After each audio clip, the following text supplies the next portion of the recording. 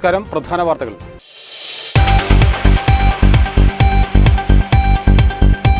Kottayam medical college ആശുപത്രിയിലെ കെട്ടിടം ഇടിഞ്ഞു വീണു. ആശുപത്രിയിലെ 14-ാം വാർഡാണ് പൊളിഞ്ഞു വീണത്. കെട്ടിടത്തിനുള്ളിൽ കുടുങ്ങിയ തലയോലപ്പറമ്പ് സ്വദേശിനി ബിന്ദു മരിച്ചു. ആലപ്പുഴ ഓമനപ്പുഴയിലെ ജാസ്മിന്റെ കൊലപാതകം അമ്മ ജെസ്സിമോളും പ്രതി. പിതാവിനൊപ്പം അമ്മ ജെസ്സിമോളും കൊലപാതകത്തിന് കൂട്ടുനിന്നെന്ന വെളിപ്പെടുത്തൽ. പ്രതികളുമായി പോലീസ് തെളിവെടുപ്പ് നടത്തി.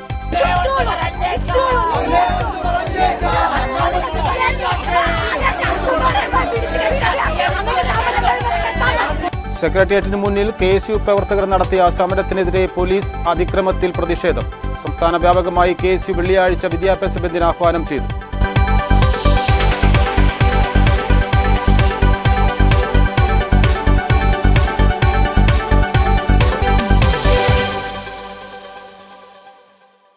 വിശദമായ വാർത്തയിലേക്ക്. കോട്ടയം മെഡിക്കൽ കോളേജ് ആശുപത്രിയിലെ കെട്ടിടം ഇടിഞ്ഞു വീണു. ആശുപത്രിയിലെ 14-ാം വാർഡാണ് പൊളിഞ്ഞു വീണത്. കെട്ടിടത്തിനുള്ളിൽ കുടുങ്ങിയ തലയോലപ്പറമ്പ് സ്വദേശിനി ബിന്ദു മരിച്ചു. രാവിലെ 11 മണിയോടെയാണ് കോട്ടയം മെഡിക്കൽ കോളേജിലെ 14-ാം വാർഡ് ഇടിഞ്ഞു വീണത്. ഉപയോഗിക്കാതെ കിടന്ന വാർഡിലെ ശുചിമുറിയുടെ ഒരു ഭാഗമാണ് ഇടിഞ്ഞു വീണത്. ആദ്യം ഇതിനുള്ളിൽ ആരുമില്ല എന്നായിരുന്നു നിഗമനം. പിന്നീട് ഒരു സ്ത്രീക്കും കുട്ടിക്കും പരിക്കേറ്റതായി സ്ഥിരീകരിച്ചു. കെട്ടിട അവശിഷ്ടങ്ങളിൽ കുടുങ്ങിയ ബിന്ദുവിനെ 2 മണിക്കൂറുകൾക്ക് ശേഷമാണ് പുറത്തെടുത്തത്. മകളുടെ ചികിത്സ ആവശ്യത്തിനായി ആശുപത്രിയിൽ എത്തിയതായിരുന്നു ബിന്ദു. തകർന്നു വീണ കെട്ടിടത്തിലെ ശുചിമുറിയിൽ കുളിക്കാൻ പോയതായിരുന്നു ബിന്ദു. അപകടത്തിൽ ജുഡീഷ്യൽ അന്വേഷണം ആവശ്യപ്പെട്ട് പ്രതിപക്ഷം രംഗത്ത് വന്നിട്ടുണ്ട്. കോട്ടയം മെഡിക്കൽ കോളേജ് ആശുപത്രിയിലെ നിരവധി കെട്ടിടങ്ങൾക്ക് ബലക്ഷയമുണ്ടെന്ന് രോഗികളും കൂട്ടിരിപ്പുകാരും പറയുന്നു. തലയോലപ്പറമ്പ് പള്ളിക്കവലയിലാണ് മെഡിക്കൽ കോളേജിൽ കെട്ടിടം തകർന്ന് മരിച്ച ബിന്ദുവിന്റെ വീട്. ഇവിടുത്തെ വസ്ത്രവ്യാപാര കേന്ദ്രത്തിലെ ജീവനക്കാരിയായിരുന്നു. നടക്കുന്ന സംഭവമറിഞ്ഞ നിരവധി ആളുകളാണ് ബിന്ദുവിന്റെ വീട്ടിലേക്ക് എത്തുന്നത്.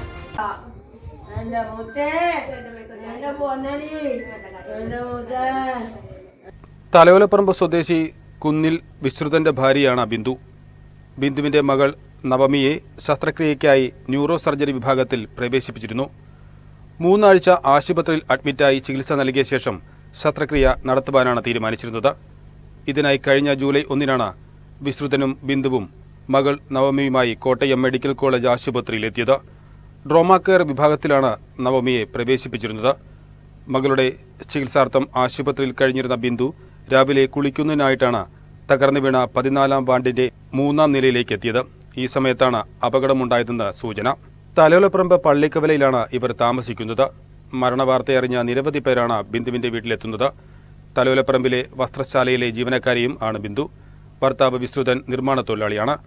നവമി ആന്ധ്ര അപ്പോളോ ഹോസ്പിറ്റലിൽ 4-ാം വർഷ BSc നഴ്സിംഗ് വിദ്യാർത്ഥിനിയാണ്. ദാരുണമായ സംഭവമാണ് ഉണ്ടായിട്ടുള്ളത്.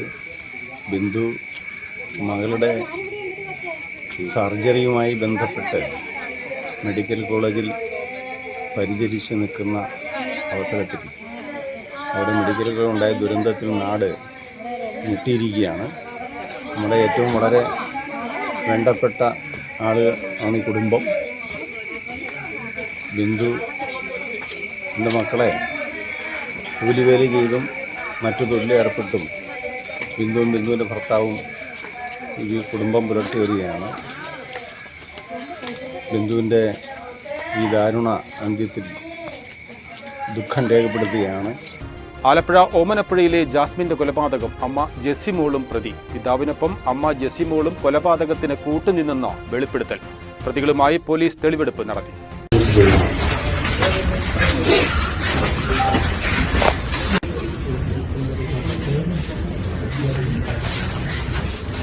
മണ്ണഞ്ചേരി പോലീസ് അമ്മയായ ജെസ്സിമോളെ കസ്റ്റഡിയിലെടുത്തിട്ടുണ്ട്. സംഭവത്തിന്റെ കൂടുതൽ വിവരങ്ങൾ അറിയാൻ ജെസ്സിമോളെയും ഭർത്താവ് ജോസിനെയും വിശദമായി ചോദ്യം ചെയ്യുമെന്നാണ് റിപ്പോർട്ട്. കേസിന്റെ പ്രാഥമിക ഘട്ടത്തിൽ പോലീസിനെ തെറ്റിദ്ധരിപ്പിക്കാൻ ശ്രമിച്ചു, കൊലപാതകം മറച്ചുവെച്ചു എന്നതടക്കമുള്ള കാര്യങ്ങളായിരുന്നു ജെസ്സിമോൾക്കെതിരെ പോലീസ് ചൂണ്ടിക്കാട്ടിയിരുന്നത്. തിങ്കളാഴ്ച രാത്രിയോടെയാണ് ജാസ്മിൻ കൊല്ലപ്പെട്ടത്. ഭർത്താവുമായി പിണങ്ങി കഴിയുകയായിരുന്ന യുവതി ആത്മഹത്യ ചെയ്തു എന്നായിരുന്നു വീട്ടുകാർ ആദ്യം പുറത്തു പറഞ്ഞത്. ശേഷം ഡോക്ടർമാർക്കുണ്ടായ സംശയമാണ് പോലീസിനെ അറിയിച്ചതും സംഭവത്തിന്റെ ചുരുൾ അഴിഞ്ഞതും. തുടർന്ന് പോലീസ് നടത്തിയ ചോദ്യം ചെയ്യലിലാണ് പിതാവ് കുറ്റസമ്മതം നടത്തിയത്. ജാസ്മിൻ പതിവായി വീട്ടിലേക്ക് വൈകി വരുന്നതിനെ ചൊല്ലിയുള്ള തർക്കമാണ് കൊലപാതകത്തിൽ കലാശിച്ചതെന്നാണ് പ്രതി പോലീസിന് മൊഴി നൽകിയിരിക്കുന്നത്.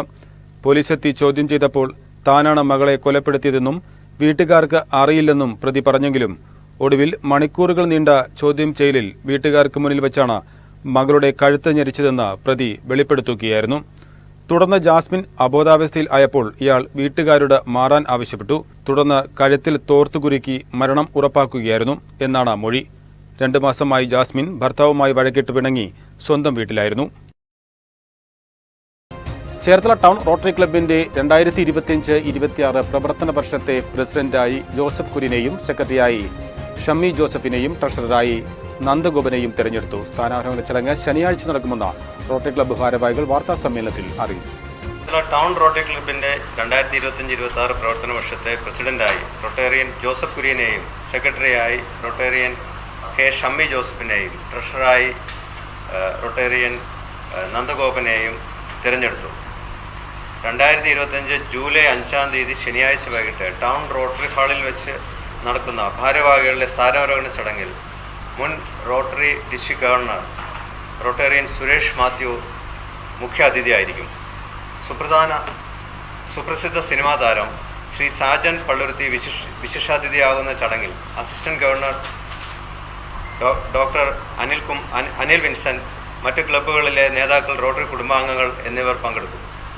ചരിത്രത്തിൽ ആദ്യമായി സംസ്ഥാനത്തെ വനിതാ ഗവർണറായി, അതും ചേർത്തലക്കാരിയായ റൊട്ടേറിയൻ ടീന ആന്റണി നയിക്കുന്ന റോട്ടറി ഡിസ്ട്രിക്ട് 3211 ചേർത്തല സോണിൻ്റെ ഭാഗമാണ് ചേർത്തല ടൗൺ റോട്ടറി ക്ലബ്.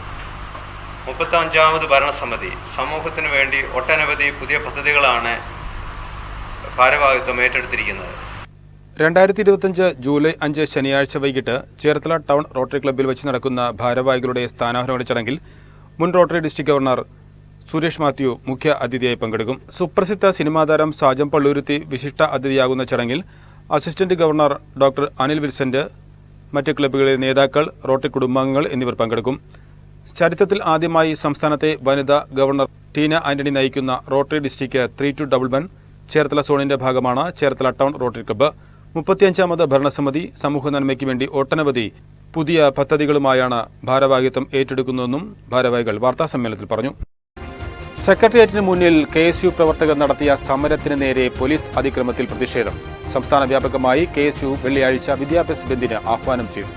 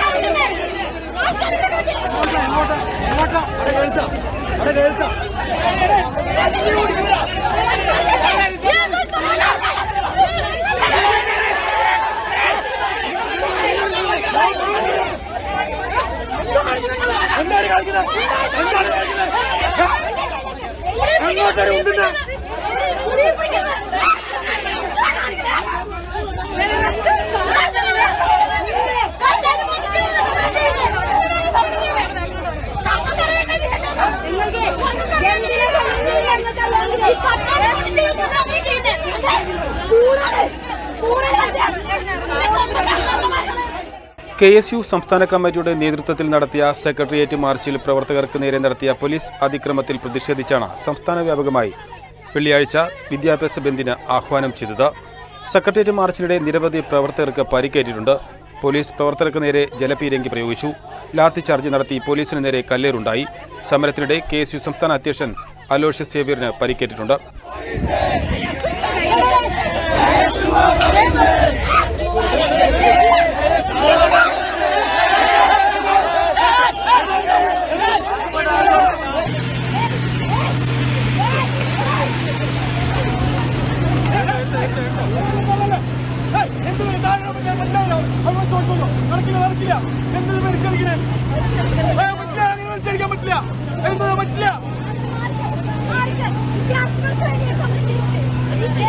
വിദ്യാർത്ഥികൾക്ക്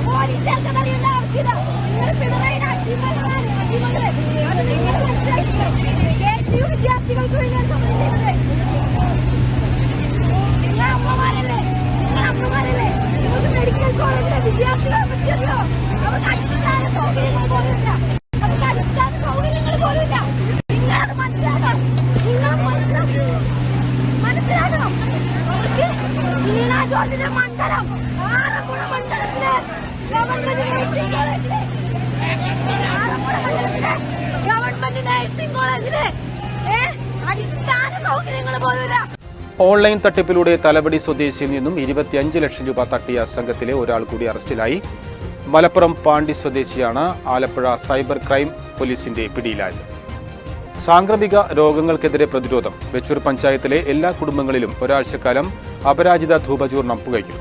ഡോക്ടർമാരുടെ നേതൃത്വത്തിൽ നടത്തിയ ഗവേഷണത്തിൽ അന്തരീക്ഷത്തിലെ ബാക്ടീരിയ, ഫംഗസ് തുടങ്ങിയ സൂക്ഷ്മജീവികളുടെ സാന്ദ്രത അത്ഭുതകരമായി കുറയ്ക്കുവാൻ അപരാജിത ധൂപചൂർണം പുകയ്ക്കുന്നതിലൂടെ കഴിയുമെന്ന് ശാസ്ത്രീയമായി തെളിയിക്കപ്പെട്ടിട്ടുള്ളതിന്റെ അടിസ്ഥാനത്തിൽ കഴിഞ്ഞ 5 വർഷമായി പഞ്ചായത്തിന്റെ ആഭിമുഖ്യത്തിൽ അപരാജിത ധൂപചൂർണം കുടുംബങ്ങൾക്ക് നൽകിവരുന്നു. ഡെങ്കിപ്പനി തുടങ്ങിയ പകർച്ചവ്യാധികൾ പടരുന്ന മഴക്കാലത്ത് കൊതുകുകളെ തുരത്തുന്നതിനും അപരാജിത ധൂപചൂർണം പുകയ്ക്കാം. മൺപാത്രത്തിലോ ചിരട്ടയിലോ കനലിട്ട് വെളുത്തുള്ളി, മഞ്ഞൾ, കടുക്, കുന്തിരിക്കം, വേപ്പ് ഇവ ലഭ്യതയനുസരിച്ച് ചൂർണത്തിന്റെ കൂടെ പുകയ്ക്കാവുന്നതാണ്. വീടിന്റെ പരിസരത്തും ചെടികൾക്കിടയിലും കന്നുകാലി കൂടുകളിലും പുകയ്ക്കാം. അപരാജിത ധൂപചൂർണം പുകയ്ക്കുന്ന ധൂപസന്ധ്യ പദ്ധതിയുടെ വെച്ചൂർ പഞ്ചായത്ത് തല ഉദ്ഘാടനം പഞ്ചായത്ത് പ്രസിഡന്റ് KR ശൈലകുമാർ നിർവഹിച്ചു. ഒരു ആയുർവേദ ശുചീകരണത്തിന്റെ ഭാഗമായി നമ്മുടെ വീടുകളിലും പരിസര പ്രദേശങ്ങളിലുമൊക്കെ മാലിന്യം അടിഞ്ഞുകൂടി കൊതുക് ഉൾപ്പെടെയുള്ള ഒത്തിരി സങ്കീർണമായ പ്രശ്നം നമ്മൾ ഇവിടെ എടുക്കാറുണ്ട്.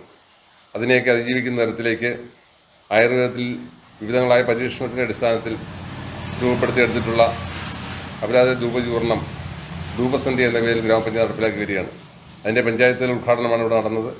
ഈ ഒരേ സമയത്ത് വെച്ചൂർ പഞ്ചായത്തിൻ്റെ ഏതാണ്ട് 5200ഓളം വീടുകളിൽ ഒരേ സമയത്ത് പുതുക്കുകയും അതുപോലെ തന്നെ തുടർന്നുള്ള 7 ദിവസങ്ങളിൽ ഇതിൻ്റെ ഒരു പ്രക്രിയ ഉണ്ടാവുകയാണ്. അപ്പോൾ അതിൽ നിന്ന് നമുക്ക് ഒത്തിരിയായ ഗുണവശങ്ങളുണ്ട്. നമുക്ക് മലിനീകരണത്തിനുണ്ടാകുന്ന ഒട്ടനവധിയായ സാംക്രമിക രോഗങ്ങൾക്കൊക്കെ തടയിടാൻ സാധിക്കും. പഞ്ചായത്ത് ആരോഗ്യ വിദ്യാഭ്യാസ standing committee chairman PK Manilal, doctor Neelima, panchayat അംഗങ്ങളായ ബിന്ദു രാജു, സ്വപ്ന മനോജ് തുടങ്ങിയവരും പങ്കെടുത്തു. നിരവധി ഗവേഷണത്തിന്റെ ഫലമായിട്ട് ബാക്ടീരിയയും ഫംഗസിന്റെയും ഒക്കെ ആ ഒരു അണുമുക്ത ഉണ്ടാക്കാൻ പറ്റിയ ഒരു പുകയാണ്. ശരിക്കും പറഞ്ഞാൽ ഇത് കൊതുകിനെ തുരത്തുക എന്നുള്ള ഒരു ഇത് മാത്രമല്ല, നമ്മൾ ശരിക്കും പറഞ്ഞാൽ ഒരു ആൻറ്റിബയോട്ടിക്കും അണുനാശിനി ആയിട്ടുള്ള ഒരു ഫലമാണ് ഇതിൻ്റെ കിട്ടുന്നത്. അപ്പോൾ നമ്മൾ ശരിക്കും പറഞ്ഞാൽ ഡെങ്കിപ്പനിയുടെയോ അങ്ങനെ ഈഡിസ് പറഞ്ഞ കൊതുകിൻ്റെയോ മാത്രമല്ല. ഈ മാസം മുതൽ സപ്ലൈകോയിൽ നിന്ന് 8 കിലോ കെയർ റൈസ് വിതരണം ചെയ്യും. കാർഡ് ഉടമകൾക്ക് 2 തവണയായി വാങ്ങാം. സപ്ലൈകോയിൽ നിന്ന് ഈ മാസം മുതൽ 8 കിലോ കെയർ റൈസ് വിതരണം ചെയ്യും. കാർഡ് ഉടമകൾക്ക് 2 തവണയായി വാങ്ങാം. നിലവിൽ 5 കിലോയാണ് നൽകുന്നത്. 45 ലക്ഷത്തിലധികം കാർഡ് ഉടമകൾ സപ്ലൈകോയെ ആശ്രയിക്കുന്നുണ്ട്. കെയർ റൈസും പച്ചരിയുമായി 10 കിലോ നൽകിയിരുന്നത് തുടരും. മട്ട, ജയ, കുറുവ ഇവയിലേതെങ്കിലും ഒരു അരിയാണ് കെയർ റൈസിലുള്ളത്. കിലോയ്ക്ക് 42 രൂപ മുതൽ 47 രൂപ വരെ പൊതുവിപണിയിൽ നിന്ന് വാങ്ങുന്ന അരിയാണ് സംസ്ഥാന സർക്കാർ 33 രൂപയ്ക്ക് വിതരണം ചെയ്യുന്നത്. കിലോയ്ക്ക് 35 രൂപ മുതൽ 37 രൂപ വരെ വാങ്ങുന്ന പച്ചരി 29 രൂപയ്ക്കാണ് സപ്ലൈകോ വഴി നൽകുന്നത്. കഞ്ഞിക്കുഴി പച്ചക്കറി ക്ലസ്റ്ററിന്റെ ആഭിമുഖ്യത്തിൽ ഓണക്കാല പച്ചക്കറി തൈകളുടെ വിതരണ ഉദ്ഘാടനം നടന്നു. Kanjikuzhi block panchayat vice president Biji Anilkumar ഉദ്ഘാടനം ചെയ്തു. ഓണം കളറാക്കുക എന്ന ലക്ഷ്യത്തോടെ കഞ്ഞിക്കുഴി പഞ്ചായത്ത് പ്രദേശത്തെ എല്ലാ കർഷകർക്കും ബന്ദിപ്പൂക്കളുടെ തൈകൾ വിതരണം ചെയ്തു. അന്യസംസ്ഥാന പൂക്കളെ ആശ്രയിക്കാതെ എല്ലാ വീടുകളിലും പൂക്കൾ ഉൽപ്പാദിപ്പിക്കുക എന്ന ലക്ഷ്യത്തോടെയാണ് 3 തരം ചെടികൾ വിതരണം ചെയ്യുന്നത്. ഇതോടൊപ്പം പച്ചക്കറി തൈകളായ മുളക്, പടവലം, പാവൽ, പയർ, വെണ്ട, കുക്കുംബർ എന്നിവയും ക്ലസ്റ്ററുകൾ വഴി വിതരണം ചെയ്യുന്നുണ്ട്. ക്ലസ്റ്ററിന്റെ പ്രസിഡന്റ് MD സുധാകരൻ അധ്യക്ഷത വഹിച്ചു. കൃഷി ഓഫീസർ റോസ്മി ജോർജ് കൃഷി ചെയ്യേണ്ട രീതികളെക്കുറിച്ച് ക്ലാസ് എടുത്തു. ദിവസം ബന്ധിത്തൈ കൊടുക്കുക, അത്തപ്പൂ ഇടേണ്ടത് ഓണത്തിന് 10 ദിവസം അത്തപ്പൂ ഇടുക എന്നുള്ളത് നമ്മുടെ മലയാളികളുടെ ഒരു അത്യാവശ്യ ഘടകമായി മാറിയിരിക്കുകയാണ്. അത്തപ്പൂക്കളെ ഇല്ലെങ്കിൽ തന്നെ അതെന്തോ പോലെ, അത്ത ഇട്ടില്ലേ എന്നുള്ളൊരു ഇതാണ്. നമുക്ക് നല്ല 2 കളറിലെ ബന്ധിത്തൈകളാണ് കൊടുത്തത്, അതെല്ലാവർക്കും കൊടുത്തിട്ടുണ്ട്. അതുപോലെ തന്നെ ഇപ്പം തന്നെ 3 ഇനം പച്ചക്കറി തൈകളും അതോടൊപ്പം തന്നെ ഒരു ബന്ധിത്തൈയും കൂടിയാണെന്ന് നമ്മുടെ ക്ലസ്റ്ററിലെ അംഗങ്ങൾക്ക് കൊടുക്കുന്നത്. അപ്പോൾ മാതൃകാപരമായ ഈ പ്രവർത്തനങ്ങളെല്ലാം തന്നെ തുടർന്നും ഇതേപോലെ തന്നെ ഉണ്ടാകണമെന്നും അംഗങ്ങൾ എല്ലാവരും ഇതിന് വരണമെന്നും മാത്രം പറഞ്ഞുകൊണ്ട് ഈ വർഷത്തെ NB പ്രഭു സ്മാരക പത്രപ്രവർത്തക അവാർഡ് ഏഴാച്ചേരി രാമചന്ദ്രന് NV പ്രഭു സ്മാരക മെഡിക്കൽ അവാർഡ് A. അരവിന്ദനും നൽകും. പത്രപ്രവർത്തക അവാർഡ് ഇക്കുറി നൽകുന്നത് ഏഴാച്ചേരി രാമേന്ദ്രനാണ്. ദേശാഭിമാനിയിലെ അസിസ്റ്റന്റ് എഡിറ്ററായി വിരമിച്ചയാളാണ്. ഏതാണ്ട് 32 വർഷം അവിടെ അദ്ദേഹം ജോലി ചെയ്തിട്ടുണ്ട്. പത്രപ്രവർത്തന രംഗത്ത് വലിയ സംഭാവന ചെയ്തിട്ടുള്ള ആളാണ്. അതിലുപരി സാഹിത്യ രംഗത്ത് കവി എന്ന നിലയിലും ഗദ്യകാരൻ എന്ന നിലയിലുമൊക്കെ വലിയ സംഭാവനകൾ. ഈ അവാർഡ് നമ്മൾ കൊടുക്കുന്നത് പത്രരംഗത്ത്, അച്ചടി മാധ്യമ രംഗത്ത് ഉള്ള സമഗ്ര സംഭാവനകൾ വിലയിരുത്തിക്കൊണ്ടാണ് നമ്മൾ ഈ അവാർഡ് കൊടുത്തു വരുന്നത്. പത്രപ്രവർത്തക അവാർഡ് സമ്മാനിക്കുന്നത് KC വേണുഗോപാൽ MP അവറുകളാണ്. അതുപോലെ തന്നെ ഇതിൻ്റെ മെഡിക്കൽ അവാർഡ് സമ്മാനിക്കുന്നത് Alappuzha medical college principal doctor B. പത്മകുമാറാണ്. ഇതോടനുബന്ധിച്ച് ഈ ശ്രീ NV പ്രഭുവിൻ്റെ ഒരു ജീവചരിത്ര ഗ്രന്ഥം തയ്യാറാക്കിയിട്ടുണ്ട്. ഇവിടെ ആലപ്പുഴ ദീർഘകാലം ലേഖകനായിരുന്ന, മനോരമയുടെ ലേഖകനായിരുന്ന ശ്രീ PA അലക്സാണ്ടർ അദ്ദേഹമാണ് ആ പുസ്തകം തയ്യാറാക്കിയുള്ളത്. അത് ഈ ചടങ്ങിൽ വെച്ച് പ്രകാശനം ചെയ്യുകയാണ്. അത് പ്രകാശനം ചെയ്യുന്നത് പ്രശസ്ത സാഹിത്യകാരനും കവിയും വയലാർ രാമവർമ്മയുടെ മകനുമായ ശ്രീ വയലാർ ശരത്ചന്ദ്ര വർമ്മയാണ്. ആ പുസ്തകം ഏറ്റുവാങ്ങുന്നത് ശ്രീ JR പറത്തറയാണ്. സീനിയർ ജേർണലിസ്റ്റ് യൂണിയൻ ആലപ്പുഴ ജില്ലാ കമ്മിറ്റിയുടെയും NV പ്രഭു മെമ്മോറിയൽ ട്രസ്റ്റിന്റെയും സംയുക്ത സംരംഭമായ NV പ്രഭു സ്മാരക പുരസ്കാരങ്ങൾ പ്രഖ്യാപിച്ചു.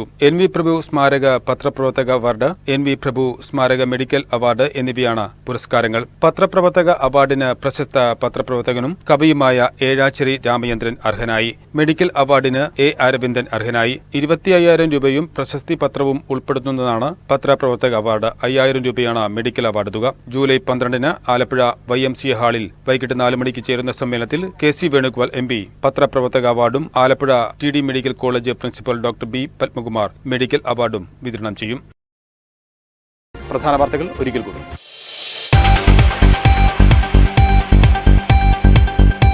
കോട്ടയം മെഡിക്കൽ കോളേജ് ആശുപത്രിയിലെ കെട്ടിടം ഇടിഞ്ഞു വീണു. ആശുപത്രിയിലെ 14-ാം വാർഡാണ് പൊളിഞ്ഞു വീണത്. കെട്ടിടത്തിനുള്ളിൽ കുടുങ്ങിയ തലയോലപ്പറമ്പ് സ്വദേശിനി ബിന്ദു മരിച്ചു. ആലപ്പുഴ ഓമനപ്പുഴയിലെ ജാസ്മിന്റെ കൊലപാതകം. അമ്മ ജെസ്സിമോളും പ്രതി. പിതാവിനൊപ്പം അമ്മ ജെസ്സിമോളും കൊലപാതകത്തിന് കൂട്ടുനിന്നെന്ന വെളിപ്പെടുത്തൽ.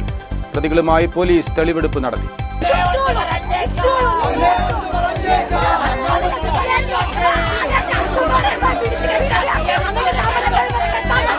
സെക്രട്ടേറിയറ്റിന് മുന്നിൽ KSU പ്രവർത്തകർ നടത്തിയ സമരത്തിനെതിരെ പോലീസ് അതിക്രമത്തിൽ പ്രതിഷേധം.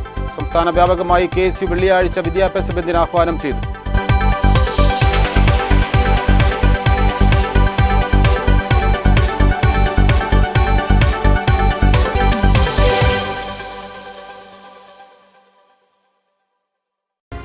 ഈ വാർത്തകൾ സമാപിച്ചു. നമസ്കാരം.